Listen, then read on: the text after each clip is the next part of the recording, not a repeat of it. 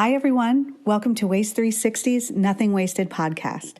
On every episode, we invite the most interesting people in waste, recycling, and organics to sit down with us and chat candidly about their thoughts, their work, this unique industry, and so much more.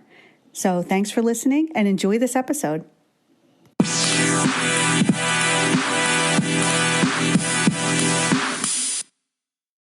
So I don't think that I can handle introducing these three guys, so I'll let them handle their introductions, and then I'll go last. But the approach to what we're going to take here is we're going to take an Oprah interview approach. So I'm Oprah, so it's not like I'm not going to just sit here and ask questions. I'm definitely going to be giving my opinion and insight as well to the conversation, but we're all really excited to be here. So we'll start with Avelio and work back this way. Awesome. Before beauty. That's right. Youngest to oldest. So my name is Avelio Matos. I host Package Design Unboxed. I'm a packaging designer, and I help brands transition from unsustainable to sustainable packaging in a variety of different ways, as well as lead design teams for them. And I met these guys about 2 years ago. Yeah. We all launched podcasts about the same time. Met John Quinn, and he changed my mind about plastics, which I thought was impossible. So Also, how can they follow you on TikTok? they can follow me on TikTok. See? At Professor Packaging. I can't even remember. Packaging Professor. Packaging Professor. They know what it is. I don't even know what it is. Which Because I taught at ASU, packaging at ASU. Yeah, but what was is it Packaging Professor or Professor Packaging? I think it's Professor Packaging. I think it is too. Look it up. We encourage you to do that. Yeah, for sure. Because packaging on TikTok is huge. It's Professor Packaging. At least on this stage it is. Yes. That's right. Corey. Thank you. I'm Corey Connors, the host of Sustainable Packaging Podcast with Corey Connors, and Sustainable Packaging Consultant for Landsberg Aurora. And I'm just honored to be sitting with these fine gentlemen up here. The package deal, as they call us in the industry. Yeah. This is the first time we've met in person. It's true. And we feel like there were lights and stars in the sky aligning. It was really an honor to experience that today. So, thank you. No doubt. Hey, everybody. Hello. I'm Adam Peak. Actually, my title has changed. So I'm the Senior Vice President of Sales at Myers Printing in Minneapolis. I live in Salt Lake City, Utah, and I host the People of Packaging podcast. I have 5 kids and 1 wife, and I love hip-hop music and the Denver Nuggets. And I'm excited to be in Las Vegas talking about packaging and all sorts of good stuff. I am also on the TikToks as which on the internet, and I'm packaging pastor there because I wasn't creative, and I am a pastor by trade, and I work in the packaging industry. So And together, how many views are we at? Like, I don't know, 35 million? Insane. Random people like packaging TikToks. And I've learned that they're very random. I've been hit on, actually. I was very proud of that. So I let my wife know that I'm a pretty big deal. She knows. Thank you. Yeah, Thank you. She knows. So my TikTok presence is nowhere near these guys. My social media presence is, I don't know, it's nowhere at the levels of all three of you. But you've got a sign out in front of the building. This is like a celebrity right here. This is 40 under 40 J. Quinn packaged. That's right. That is. We're 3 over 40. So I'm Jonathan Quinn. I'm the Director of Market Development and Sustainability at Pregis. I grew up around the flexible packaging industry. I have pictures of me in a box of resin when I was 2, and I was in the lab doing film testing when I was 5, because it was the cool thing to do. Probably not, but that was what I thought. That actually explains a lot.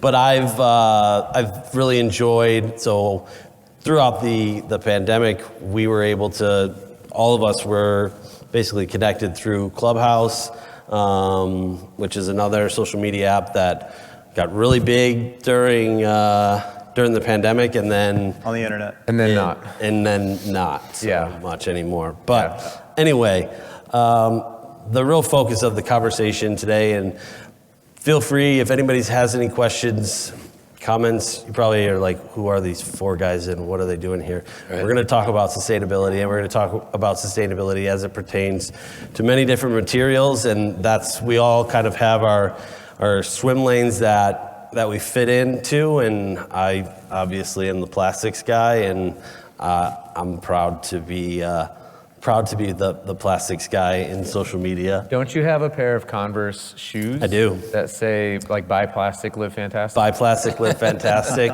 Got a hashtag, follow it. And I was thinking I should have wore those shoes yesterday to really the screwed 40 that up, under 40. I really screwed that one up. It's okay. But There's grace for you. But I think first question, and we'll just throw it out to the group, is what are the key trends kind of in your areas that are associated with sustainable packaging? And why do you believe that they have staying power? Rochambeau. Let's go. You start, package designer. Yeah, so from a packaging design standpoint, what I'm seeing from brands is, I guess let's look at what we saw before, right? And we've seen brands focus on recyclability, where a lot of brands thought that recycling meant sustainability. And we know today that doesn't necessarily mean that, because you can overpackage something, you can use too much material that is recyclable, but doesn't necessarily make a difference if you're adding more materials, right? If you can reduce the material, then we saw lightweighting, then we've seen new materials coming onto the stage. And now what we're seeing is a lot of discussion around, and we saw this earlier, was just getting carbon neutrality, or getting being able to present how much carbon it takes to produce this pack. Mm-hmm. And the problem with that is, if you've got a product or a pack and it says it's 3 grams of carbon, what the hell does that mean? Yeah. Like, what are you supposed to do with that? It's more than 2. It is. It's more than 2. Less than 4, so that's good. See, we can do math on stage too. But that's what a lot of brands are asking for. They're all talking about carbon. And this is like the early stage, but it's a lot of that is tied to 2025, which is the threshold that all the brands are focusing on. But you've got to educate consumers. So I think consumer education is a big trend that we're going to be seeing. Because again, if you don't know what it means, then it doesn't really matter. Yeah, and I think the consumer education is the most important part, and that's why what you three are doing is so critical, because it's getting in front of the general consumer to understand why packaging materials are selected, why packaging is designed the way it needs to be, and able to educate the consumers in a way that hasn't been done before. And I think I cannot thank any of you enough for the work that you do, because it's not easy.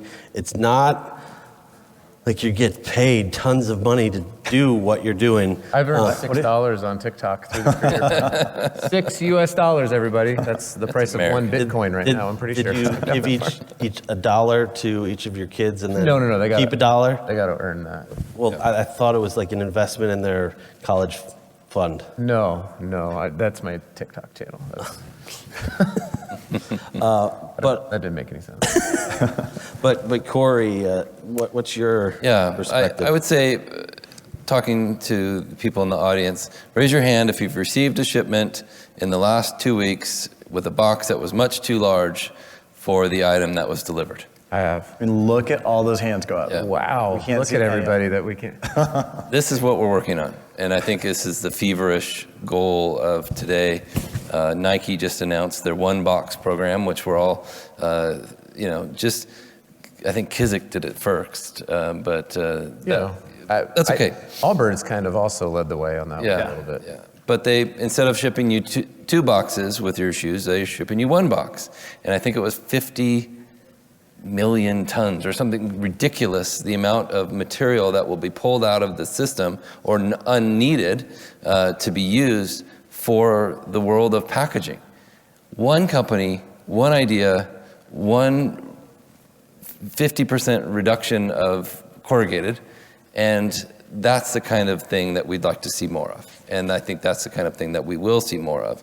We're teaching our customers how to use boxes that are shrinkable. They are multi-layer, multi-depth. So you just cut them and you shrink them down. Then you don't need the void fill.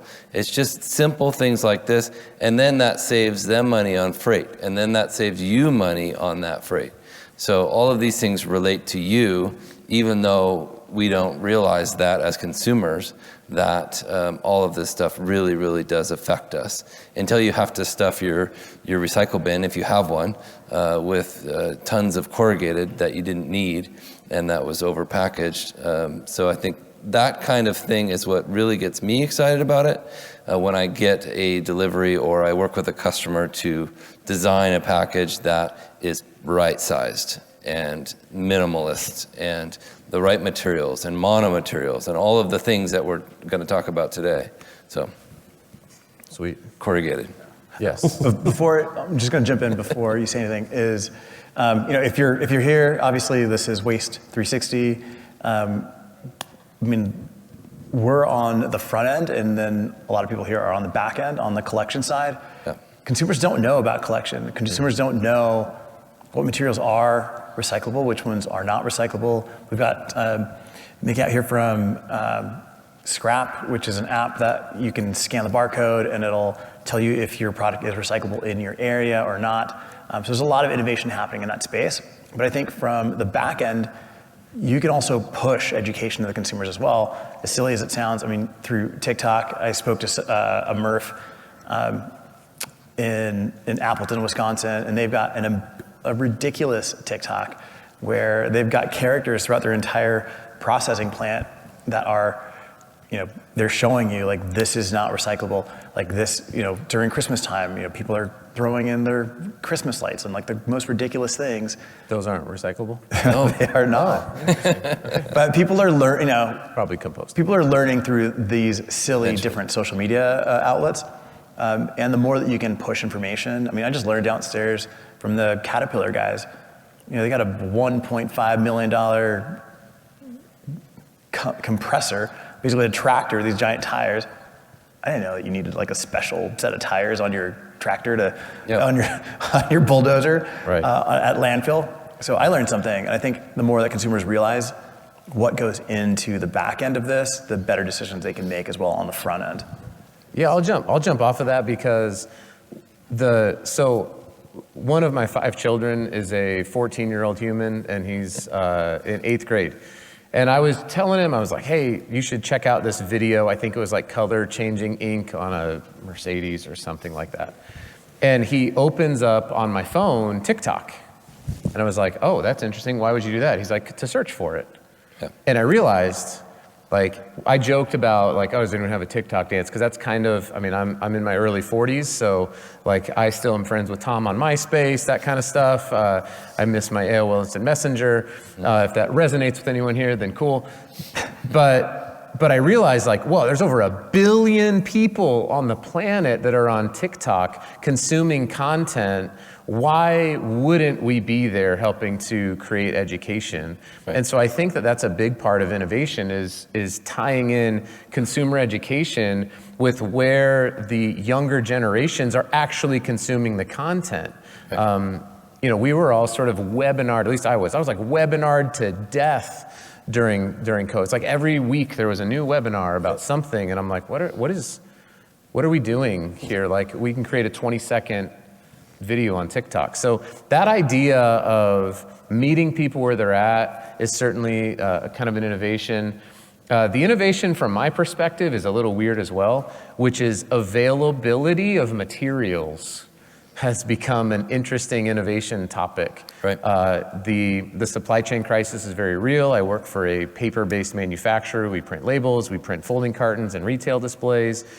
And the amount of, it used to be, hey, can I get a quote on this? It was, what's your lead time? And, oh, this other company has this, and so we're gonna go with them. Now it's frantic, do you have 16-point, 18-point, 20, or 24-point SBS board? We could also use clay-coated craft back board. And can you get it to us within 10 weeks?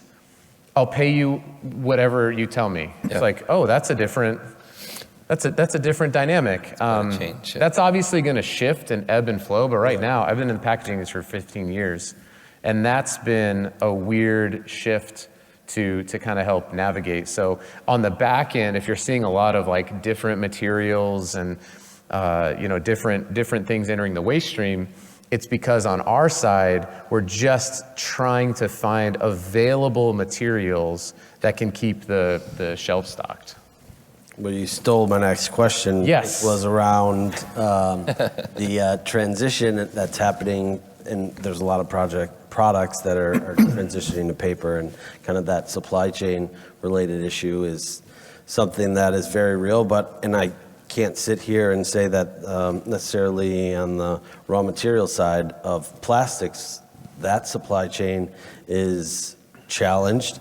But I think on top of that, it's not just straight polyethylene, it's also things like EVOH and other materials that's been a struggle as well. So let's dive into what's probably most near and dear to my heart, flexible packaging. Clemson football. Clemson football is, yes, you hit the hot button. I know, you're welcome. But would love to kind of get everybody's perspective on how do we improve the flexible packaging recycling stream?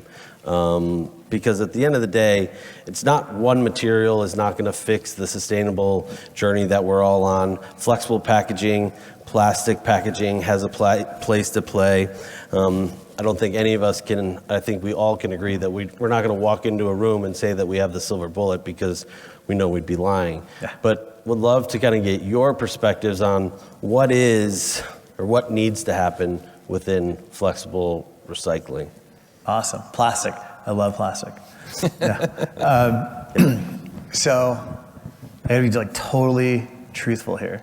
When we all met on Clubhouse, well, we met before that, but when I met John on Clubhouse, I hated him so much. I'm like, damn it, this guy's face is back on Clubhouse again because he's gonna push plastic so hard.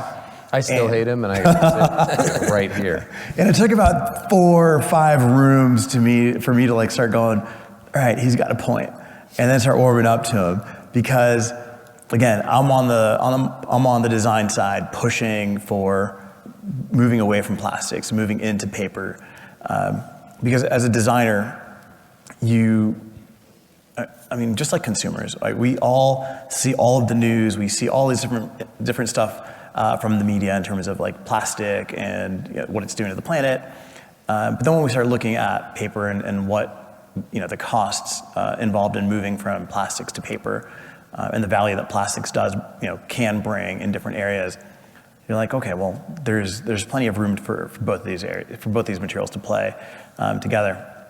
So I've learned a ton about plastics through Jonathan and some of his content. So in terms of like what can we do, just walking the floor downstairs, meeting this group from Belgium, they're like, we don't recycle all the commodity, the basic commodities. Like all we focus on are multi-layer packs and multi-layer foiled flexible films. And that's all we recycle. And we're gonna go around the world and find different niches to build processing plants near those supply chains in order to process that and turn it back into a resin that can be reused again for the same material. And again, from the consumer side, consumers picture recycling and waste in a way that we know is not a reality. They think, I put in my cardboard box, I'm gonna get a cardboard box next month that was that box before. Right. Like I'm gonna put in this plastic bag, it's gonna come back as another plastic bag. But the truth is that that's not what happens, and you guys know that that's not the truth, right? I'll take my flexible films to the grocery store. If that gets picked up and processed, it'll come back as as like Trex. Trex, decking, yeah. Decking, or it'll be turned into adhesives for pavement, like all these different things that it can happen. So it's not coming back, it's not this circular loop that consumers envision. So again, it just goes back to education, right? If from your end you can push education to consumers, I think you can do a better job of it than the brands can, because you're hitting them with the facts. So what can we do? I think, if we can help brands shift to monomaterials and promote processing that handles some of these more complex things, and then that's definitely something to look at. And make it easy to recycle. Make it so the consumer understands, here's what you do with this. Yeah. Now that you've used the product, how do you recycle it? What are the options? And is that a QR code? Is that instructions easily printed on the bag or the material? If we don't tell them how to do it, they'll never do it. Yeah. And if we don't give them some incentive on why they should do it, they'll never do it. And it's, we were talking about carbon before.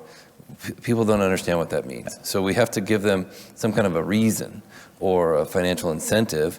I'm from Oregon, where we have a bottle deposit, and that's been a very successful program for us. So what if we attached a value to all kinds of different packaging materials, and that money could go back into recycling? And to me, that's something big that could possibly change the world in a big way. States that have those deposit systems have double the recycle rates of states that don't have it. And right now there's only 10 in the US, which is so sad. Why don't we? Come on, let's do that. It works. We've tested it. Let's do that more. Hopefully, eventually there'll be a national deposit system to make it effective for the whole country, and then we take it to other countries. And I'm looking forward to that possibility. So my answer is just be honest. Yeah. Like, it drives me absolutely crazy. I saw this the other day, and I think that this company has now changed it, but I had a coffee bag, and the bag said 60% compostable, 40% polyester, polyethylene. And I was like, that means 0% compostable. Like, what are you trying to do here? Mm-hmm. You're trying to convince the general public that you have some sort of like cool, nice thing. It's a paper poly coffee bag. Like, stop pretending to be something other than you're not. So if currently, right now, if your material means we don't have the infrastructure to handle it, please, for the love of all things holy, put in the landfill. Like, do not recycle, put it into the trash. Don't put like the resin code number 7 or whatever it is that gets put on there that nobody actually does anything with. Like, we need to be clear and honest in our communication on the packaging. Yeah. And we also need to be clear and honest from our perspective as people who work in the material and in the packaging when we sell to our customers, because oftentimes our customers, and I don't know if anyone here, works for a brand, but oftentimes the education is coming from the point of contact at the manufacturer, the distributor, the designer. And there are too many salespeople out there who are just trying to get a sale, and they'll let the consumer or the prospect put whatever is legal on the packaging. Right. Instead of being able to say, like, I work for a company that makes paper-based packaging, and there are gonna be plenty of times where I'm gonna be talking with a customer, talking with a prospect, and I should be able to go, you know what? Paper is the wrong material for this, and you need to look at a stand-up pouch. Mm-hmm. You need to look at flexible packaging, and let me tell you why. And we could go run a life cycle analysis on it. Whether it's glass, whether it's aluminum, we should be material agnostic. Mm-hmm. And focus on doing the primary function of what packaging should do, and that is to protect the product and get it from point A to point B with as little waste as possible, with no returns, with no, it's this stuff. Everyone wants to talk about all of this, these things that hopefully will happen in the future. But I'm like, right now, today, let's just be honest. Right. Yeah. And speak with truth and conviction and clarity. And please, if there's anybody here who works in the packaging industry like we do, be willing to say no. And be willing to build out your network to say, talk to my man, plastic is fantastic, because he's got a really solid thing going for you. And yes, I work for a paper-based company, and I'm good with it. Yeah, so what I always say, and hopefully this was a line that helped to disarm Avelio from hating me, but at the end of the day, I went to school for packaging. And you learn about all different materials and you understand the science and the facts in material selection and selecting those materials for the right reasons. And that's why I will say that there is many applications where plastic is being overused and overconsumed, and there is alternatives that are out there. Plastic is not the silver bullet to solve every problem or every challenge, but you've got to do the homework. You've got to understand why you're selecting those materials and be educated on that as someone who is promoting the product, but also somebody who's consuming that product, who's buying that product from a brand.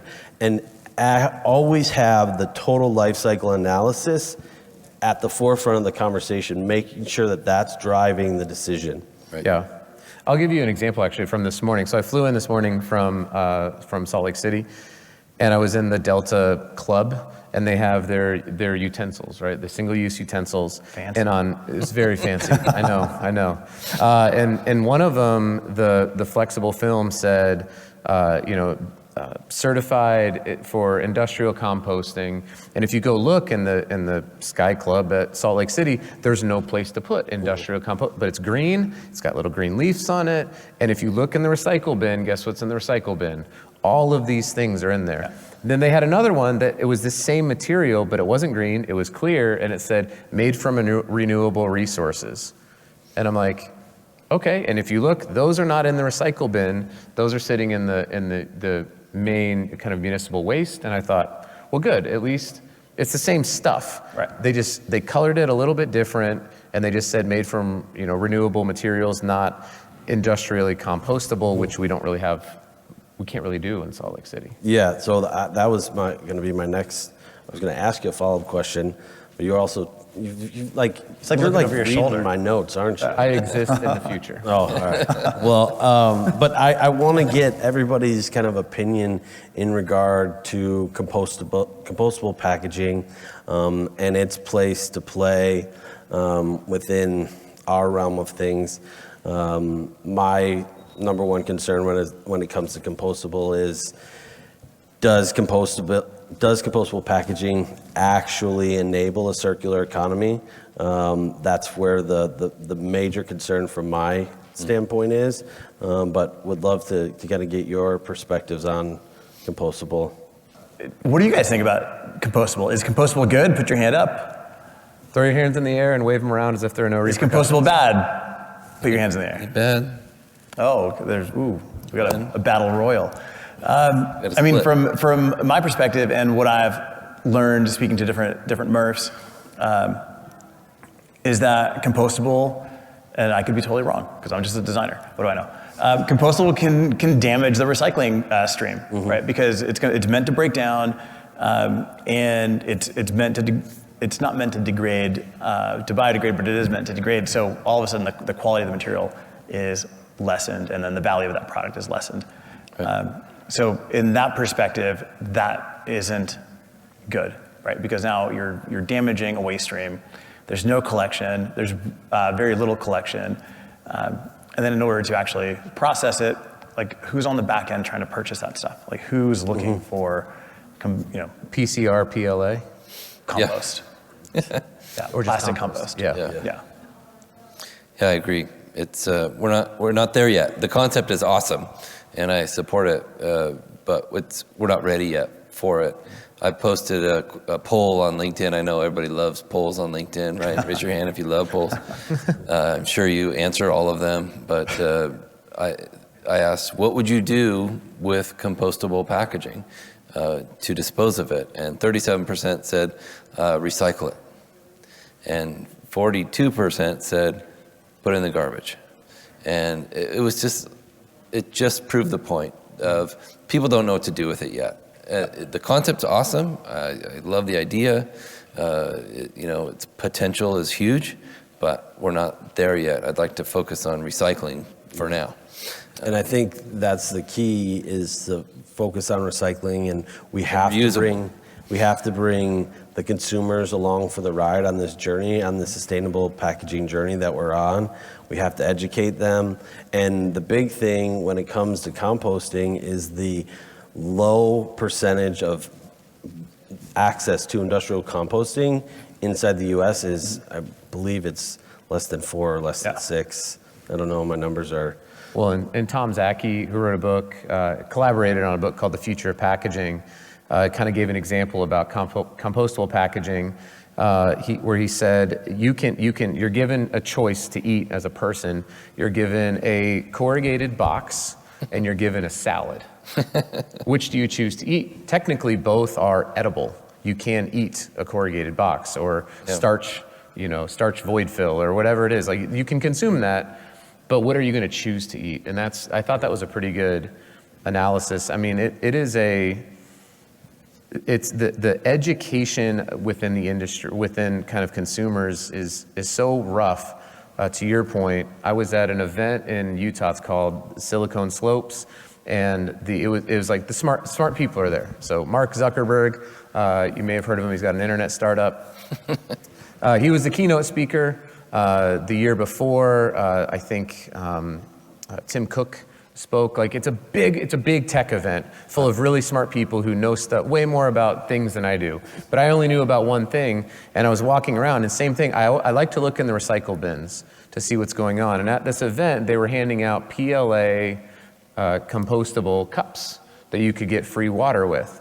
And when you walked around, the recycling bins were overflowing with these cups, because the cups, again, they're branded to feel very green, like I'm doing a really good job, I'm helping out the environment. And so what do? I recycle. That's what good environmental people do. And so they loaded up the recycle bins with these compostable PLA cups, and it's like, we're not winning right now. This is a bad step. Yep. So I agree, it's a tough one. I worked for a company that converted compostable, flexible films into stand-up pouches and stick packs, and inevitably, every time we would test it out, they were 8 to 10 times more expensive, and the oxygen barrier was worse, the moisture, the water barrier was worse, the oxygen barrier was worse, the product would deteriorate, the powders would clump up, the shelf life was degraded, and I was like, so you can have a worse product that's gonna have a lower shelf life, and you can spend 8 to 10 times more money, which meant more commission for me. And so and there's no waste stream. And there's no waste stream. So if that's your choice, or we could look at PCR content in a standard film that isn't going to have a great end of life story, but it's actually encouraging recycling and waste. So it's and I would make less money. Yeah. But I'd say, Landsberg was started in Australia, or based in Australia. Yep. I think Australia's banned compostables, right? I think a lot of countries are moving in that direction of not allowing compostable plastics because of that reason, right? It just doesn't make sense financially for them to use it. Yeah. So there's no reason that we can't kind of go in that same direction, or at least push brands from your side, from the back end, saying we don't want this material, and then just saying it loud enough that hopefully we start getting the brands to understand that that's not a good solution, that that's not the right direction. Now, if you're in compostables, I'm sorry, but it's kind of the way it rolls. One of the things that we haven't talked about yet, which is a incredibly critical thing. So we've talked about the consumer, but we also have to talk about the bans that are coming, the legislation. He said bans, like the bans that are coming into town. I was like, let's talk about. No, the legislation. The legislative bans. Yes. Okay. And education of all of the legislators on why and how these policies that seem very easy, and it's very easy to check a box, right, but why they need to listen to the science and the facts that supports these materials and why they've been selected and how they've been selected. And it's very easy for somebody to say, well, everything should just be compostable. Well, that then becomes, to a certain extent, a license to litter for some people. Right. But as far as that legislative conversation, I mean, there's things going on in pretty much, I think there's like 39 or somewhere around 39 different bills, EPR bills that are currently being discussed, and we have to make sure that we have a voice. What do you think what are some of your ideas and how we can do that? I voted Kanye West for. Same. No, nobody. Okay. I mean, the hardest part about the legislation is it's so disparate from state to state to state to state, which it reminds. So I used to live in Colorado, and I was there when cannabis, like recreational medical cannabis, came around. And for those of you familiar with that industry, it's regulated by each state.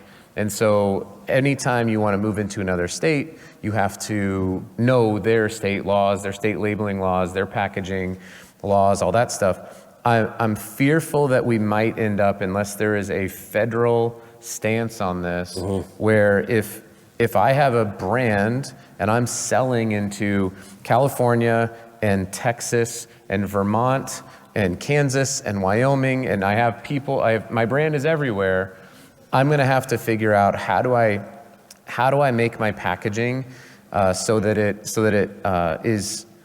is meeting the most harshest state laws, so that I'm still able to sell into that state, which likely increases the price that everybody else has to pay in a lot of cases. So I'm hopeful that there might be some type of federal, like there's a federal step in on a lot of this, because a lot of the laws are kind of crazy that seem to be happening. They're forcing brands to be like, I talked to somebody from a large meat company, and they're like, they're banning our meat trays, which means that we have to put our meat trays into a totally different material in order to sell to a large market. And if we do that, there's already inflationary pressures on food, and it's just going to increase we have to retrofit everything in order to accommodate this. So a lot of it is well-intentioned people. I think, I'd like to believe they're well-intentioned, who are only listening to an echo chamber that's telling them what they should believe. Yes. I think extended producer responsibility can affect very positive change if it's done correctly. I think Oregon and Maine are passing laws, and other states will follow quickly. But Adam's right. They're all going to be different. And how do we accommodate all of them? Well, you find the one that's the most specific and the harshest, and they do that. So why don't we just make that the law and make it national? It's like Prop 65 labeling. Have you ever seen one of those? Those are only supposed to go to California, but companies just got fed up with it and just put them on everything. And consumers, most of them don't even know what it means. You know, what's Prop 65? I don't know what that means. And we have to watch what we do with regard to labeling, and so that basically these packages don't become NASCAR. I mean, if you look at all the different logos and labels on a NASCAR, I mean, and then you think you're going to have a recycled content logo, a how to recycle logo, a advanced recycle logo, and all these other additional logos. Like, where's there any room? Where's all that prime real estate billboard space that we oftentimes talk about? It's shrinking and shrinking. And I think that's one of the things that has to be watched out. I work for a label printing company. I'm pro extra labels. Should we make some time for some questions? Yes, that's where I was going to go next. If there's any questions. Okay, I think we have 2 questions. Yeah, right. I'm at the minimum threshold. I was like, can we at least get 2 questions? Can we be interesting enough? 2 out of the 5 people. Hi, my name is Claire. I'm from a small town in Canada, Kamloops, BC. I work at a university in the sustainability office, and we're pretty lucky in the sense that we have industrial composting in a town very close, so we contract out to them. And we also have about 27 diversion streams that keep waste out of landfill. So we do a pretty good job. We try really hard. But one of the things that, as we were talking about compostable items, one of the things that I do in my own life is I use compostable bags for my garbage. I live a pretty low waste lifestyle, but still have landfill that I need to put in the dumpster every once in a while. So I'm just I don't know if it's a question or just a conversational topic, but to expand a little bit on those items that can't be recycled. In my municipality, things like plastic cutlery are not accepted in any recycling stream. You have to landfill that. So getting a compostable alternative that when it breaks down or doesn't break down in a landfill, at least it's not leaching chemical into our waterways or having birds or something eat them. So maybe just a bit of conversation around packaging that ends up in landfill regardless or more often than recycled, and whether or not that could be either non-toxic, biodegradable, or compostable. So there's a lot of questions in there. Yeah. Definitely a lot of hot topics. So, Jonathan, if a trash bag is compostable, will it compost in a landfill? Will it degrade? To my knowledge, no. Right. Is there a benefit to having it be a compostable plastic in the landfill? And I'm asking this because I'd like to know too. Yeah. No. Okay. Typical plastic. Making the consumer feel better about it. Yeah. Yeah. What, the alternative to that is, you get a regular, LDPE trash bag and put your trash in there and it goes to landfill.